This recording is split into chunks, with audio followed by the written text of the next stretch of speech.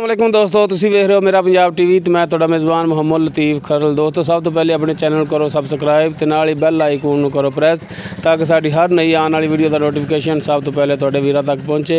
दोस्तों रोज़ाना की निस्बत अज भी तुहाडे वास्ते एक मज की वीडियो लैके हाज़र होए हैं। उम्मीद करांगे कि तुहानूं ये वीडियो बड़ी पसंद आएगी। तो सब तो पहले कैमरामैन मज दिखाएगा, कैमरा नज़दीक करके तसल्ली नाल। सूण वाली मझ है, तैयार है सुमन नूं। ये मालक तो पुछांगे किन्ने दिन कढ़दी है। मुकम्मल इसका कद है जी। काला सिया मत्था, कालियां से अखां ते सिंग तुहाडी नज़रां दे सामने थोड़े जे खुले ने। हर एक चीज़ दिखावांगे तसल्ली नाल तुहानूं। पूरियां मुठा दे थाने दे बड़ा सोहना हवाना लई गए, बड़ा सोहने थाने दे पिछे पुट्ठा दिखाया। असार तक इहदा वाना जा रहा है, बड़ा सोहना वाना ते माशाअल्लाह चंगा वजनी वाना लई खड़ी है। एक मिनट तिलकन डिग पैगी माड़ा जिहा टोरी यार, इधर साफ जगह ते डिग ना पवे।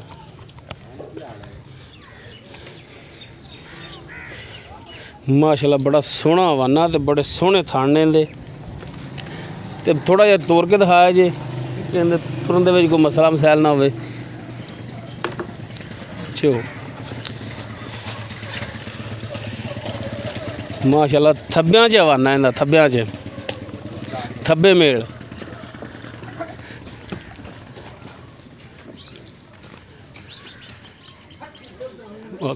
उत्थे हो जा मगर देखो थोड़ी नज़र सामने असार तक इंदा वाना जा रहा है। हर एक चीज़ थोड़ी नज़र के सामने। बाकी करांगे मालक दे नाल गल्लां बातां, पुछांगे इंदा की हिसाब किताब है, किन्ने दिन लैके सूण, किनवा सूआ है, ये सारियां गल्लां पुछांगे मालक तो। थणा दी लांगे गारंटियां वो भी मालक तो।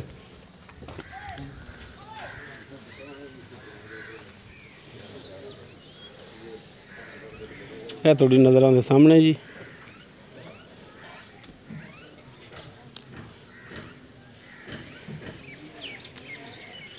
असी तहसील आरीवाला तो असी तकरीबन 7-8 किलोमीटर साइड पर हैं जी।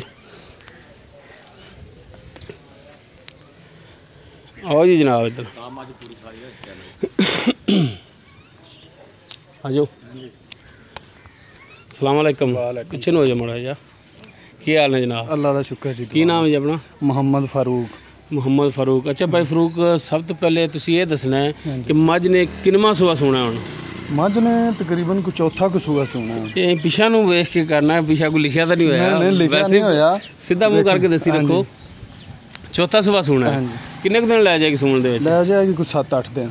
7 तो 8 दिन हफ्ता, यानी कि 10 दिन भी कर सकती है। इन्ने दिन पै दरिया होंदे ने जी, इन्हां दा की पता है। बिल्कुल कोई शक नहीं जी, कोई शक नहीं। अच्छा ये पिछले सूबे दे विच किन्ना कुछ दुध करदी रही है? ये जी पिछले सूबे दे विच असीं त्रोकड़ लैके आए सां ते 7-8 किलो एक डंग दा दुध सी इहदे थल्ले। 7-8 किलो एक डंग दा। किन्ने दिनां दी सूई सी? 5 महीनों दी सूई होई सी ते 2.5 महीनों दी गब्बण भी सी। अच्छा, यानी कि तुसीं 5 महीने दी सूई लिआए सो, 2.5 महीने दे नाल गब्बण सी जद तुसीं लैके आए जी। तो उदों तकरीबन 14 लीटर 2 टाइम दा दुध करदी सी। ठीक हो गया। अच्छा हुण इनका जिहड़ा मुनासिब ਜਾਂ प्यार मुहब्बत वाला जिहड़ा रेट है वो भी करिया जे ते खड़े भी आपां उच्ची नीवीं थां ते डिग्गण दा भी डर ना होवे बंदे। नहीं जी नहीं डिगदे। हाँ इहदा जी 3,50,000 रुपया।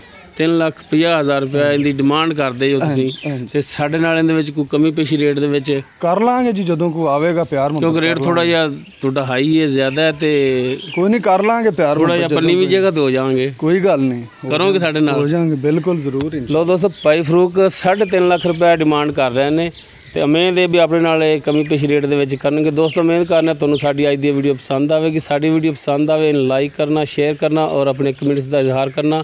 साडा WhatsApp नंबर है 0321 57 29 251। इस दे नाल ही मुहम्मद लतीफ़ खरल दे इजाज़त। मिलने नैक्सट वीडियो ते। अल्लाह हाफिज़।